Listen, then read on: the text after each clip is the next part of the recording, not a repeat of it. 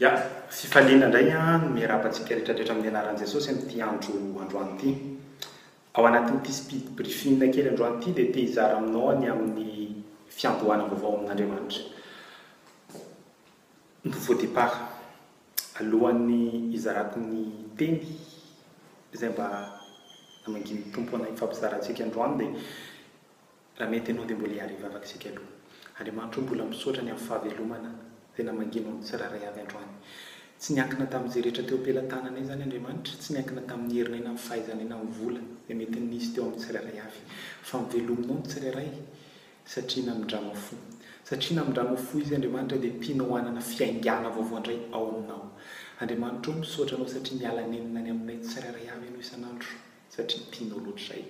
Dia izay rehetra mandray amin'ity teny androany Andriamanitra dia mitsotra amin'ny sahady amin'ny anaranao hanomboka zavatra tsy takatry ny saina, manomboka eo amin'ny fiainam-panahin'ny tsirairay avy ianao hatrany amin'ny lafim-piainan'Andray manontolo. Ary izay rehetra tomboka ao amin'ity andro androany ity Jesosy tsy ho atsahatra tsy ho mandrakizay.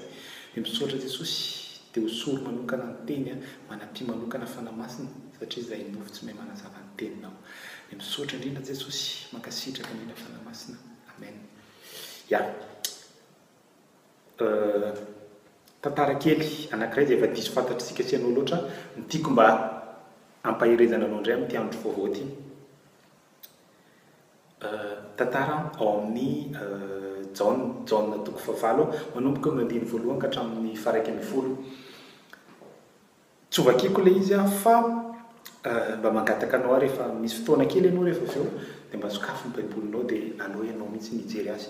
Ilay tantara dia efa fantatrao ho ia tamin'ny voalohany fa mba tiako averimberina fotsiny ao amin'ny lanindalina fisainanao fotsiny izy androany.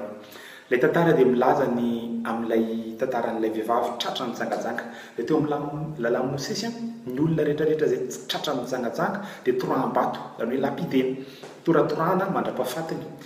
Ity vehivavy ity tratra, olana be zava-toko, olana be ny amin'ity vehivavy ity satria tratra mijangajanga izy, tsisy n'inona tena hoe tsy haiko problema. Tena efa mibavahoana ny fahafatesana izy. Efa nalefa ny olona tery izy hoe hotorahany ny olona rehetra efa naka vato hanorahana azy. Fa izao tonga Jesosy. Dia niteny ny mpanorandalàna sy ny fariseo, teny tamin'i Jesosy ny tantara hoe ity vehivavy ity Jesosy tsy tratra mijangajanga ity. Ary eo amin'ny lalàna izay misy en vigueur amin'izao dia tsy maintsy vonoina izy, tsy maintsy toraham-bato izy mandra-pahafatiny satria izay ny lalàna napetraky Mosesy. Réaction an'ireto mpanorandalàna sy fariseo reto hoe omba anazy Jesosy hoe iray magoy aminy koa Jesosy, tsy hoe magoy moa zany fa hoe anome rariny an'zareo zany Jesosy hoe torahy io vehivavy io ary fa satria nanota. Fa izao anefa ny zavanitranga. Mijery an'ilay vehivavy Jesosy dia mijery an'ilay mpanorandalàna sy fariseo dia hoy izy Jesosy mantsy an'zareo.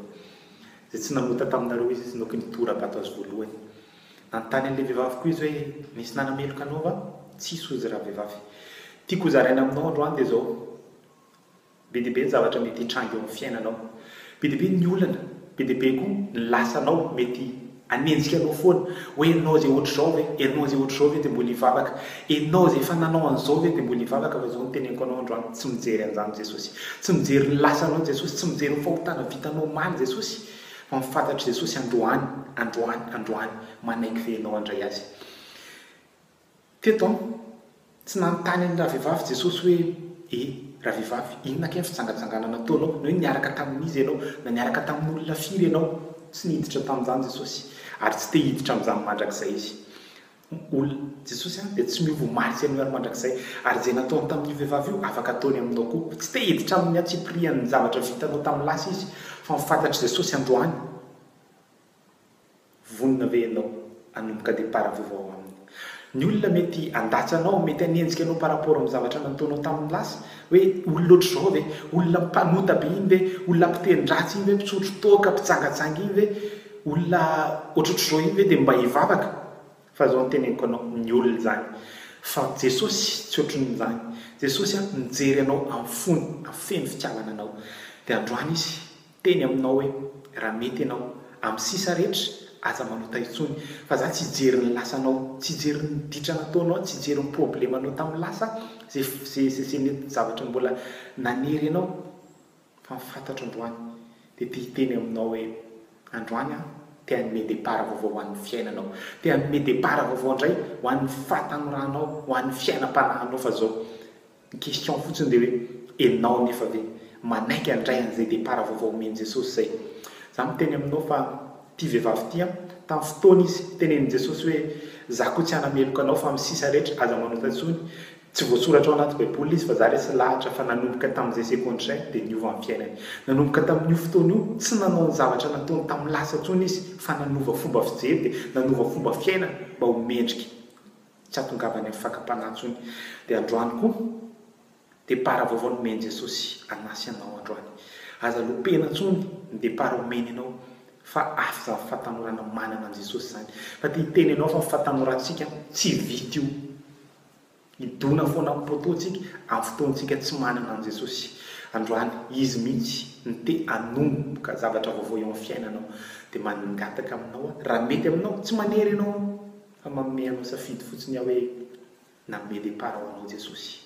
Aza lavina fa opportunité tena décision tsara ho an'ny fiainanao manomboka amin'izao seconde raha handray an'i Jesosy ianao.